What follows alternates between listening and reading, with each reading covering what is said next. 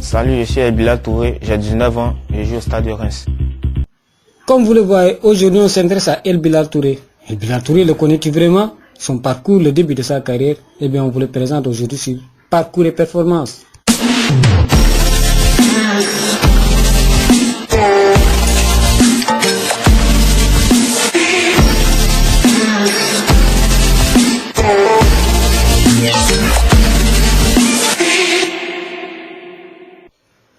Né le 3 octobre 2001 à Adjamé en Côte d'Ivoire, El Bilal Touré commence à jouer au foot dès son bas âge.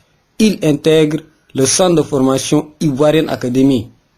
De parents divorcés et malgré le soutien de son oncle, le jeune garçon a dû faire face à des situations financières très difficiles. Il avoue même d'avoir vendu des bidons d'eau sur les rues d'Abidjan à 200 francs l'unité.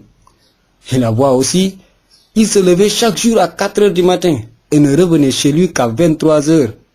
Mais malgré cette situation précaire, le jeune homme n'a jamais renoncé à son rêve de devenir un footballeur professionnel. Dès lors, il continue sa formation avec son académie. Lors de sa deuxième saison, El Bilal Touré fait la rencontre d'un agent italien. Celui-ci voulant l'amener en Europe pour des essais.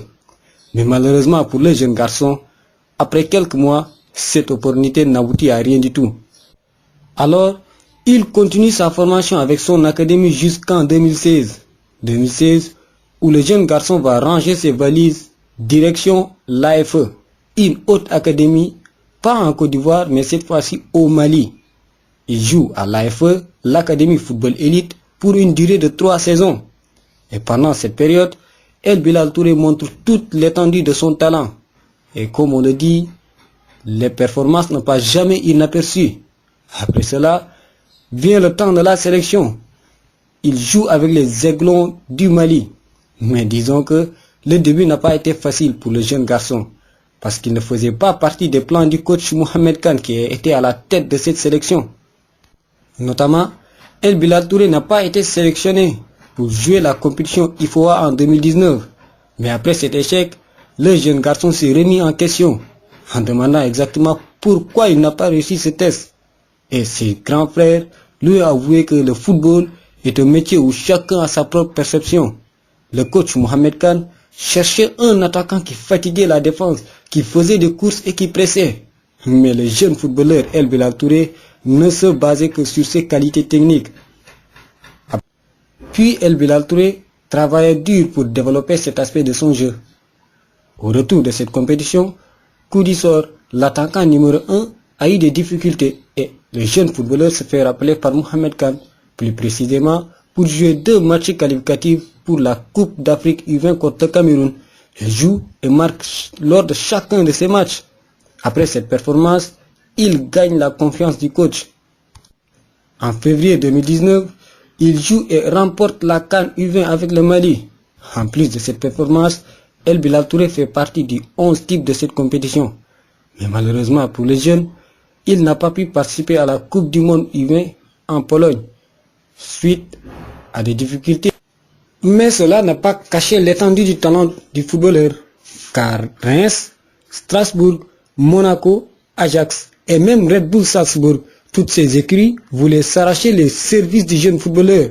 Mais le 3 janvier 2020, El Bilal Touré s'engage avec Reims pour un bail de 5 saisons, où il va faire ses débuts avec l'équipe réserve. Lors de son premier match, El Bilal Touré rentre en cours de jeu et trouve ses coéquipiers menés 4-2. Et grâce à son talent, il permet à son équipe d'arracher le point du match nul, en marquant un but et en délivrant une passe décisive. Lors de son deuxième match aussi avec l'équipe réserve, il marque le but de la victoire. Après ses performances, il se fait appeler en équipe A. Et El Bilal Touré fait ses débuts au haut niveau. Mais il avoue qu'il ne voyait pas le ballon. De ce fait, il n'arrivait pas à jouer son propre jeu.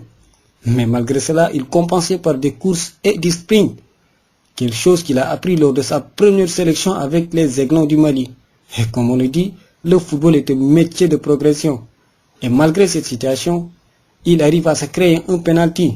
Un penalty qu'il va transformer lui-même, permettant à son équipe de remporter les 3 points.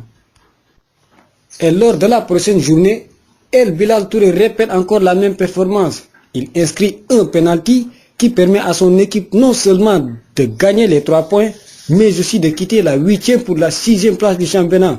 Quelque chose qui lui a permis de gratter du temps de jeu. Oui, du temps de jeu. Parce que de nos jours, il a joué plus de 60 matchs avec Reims et a inscrit 10 buts. Et des performances qui ne paraissent jamais inaperçues. Parce que de gros clubs comme l'Olympique de Marseille tentent de s'arracher du service du jeune Malien. Mais cependant, il préfère de gagner en expérience et en temps de jeu avant de monter un cran. Et s'il y a quelque chose qu'on peut remarquer sur le parcours de El Bilal Touré, c'est qu'il marque toujours lors de son premier match, que ce soit en U20 malienne, en équipe réserve de Reims, en première équipe de Reims, même en équipe nationale A. Parce qu'en octobre 2020, il se fait appeler pour la première fois par Fousseini Diawara. Et devinez quoi? Il marque aussi lors de son premier match.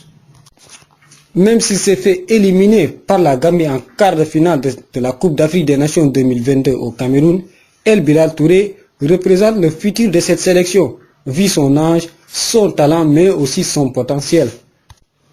Pensez-vous qu'une équipe comme le Borussia Dortmund correspond parfaitement au profil de El Bilal Touré pour qu'il puisse progresser et aussi gravir les échelons le plus rapidement possible? Sinon, dites-moi dans les commentaires quel est le meilleur championnat ou la meilleure équipe qui lui correspond le plus pour qu'il puisse être un très grand attaquant. Donc si cette vidéo t'a plu, laisse-moi un pouce bleu, un commentaire et abonne-toi sur la chaîne pour ne plus manquer aucune vidéo. Donc on se dit à la prochaine fois sur Double P, parcours et performance.